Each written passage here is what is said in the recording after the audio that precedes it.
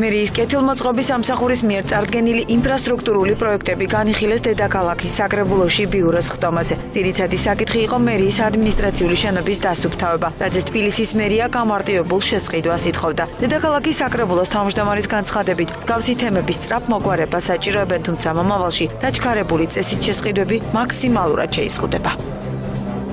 როგორც წესი დაჩქარებული წესით შესყიდვების საკითხები არის მინიმალურამდე დაყვანილი.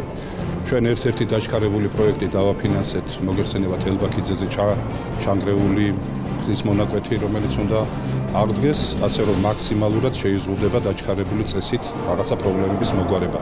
ამისათვის ჩვენ მუშაობთ რეგლამენტზე და აგრეთვე რეგულაციის საკითხებზე. განიხილება მხოლოდ ერთი ასეთი საკითხი, რომელიც გახლავთ თვითონ მერიის ადმინისტრაციული შენობის დასუფთავების საკითხს, რომელიც საკმაოდ დიდი ხანია იყო გამოცხადებული ტენდერი, უბრალოდ ტექნიკური მიზეზების და გამო ვერ იქნა დასრულებული. აქედან გამომდინარე, მიზანშეწონად მიგვაჩნია ნამდვილად, რომ ასეთ პროექტი ჩვენ შევითანხმოთ, თუმცა გამარტივებულ ასე ვთქვათ, თანხმობებთან დაკავშირებით ჩვენც საკმაოდ უარყოფითი დამოკიდებულება გვაქვს. დაიწყო ახალი საბიუჯეტო წელი და სამწუხაროდ კვლავ გრძელდება მავნე პრაქტიკა გამარტივებული შესყიდვით მოქმედებისა.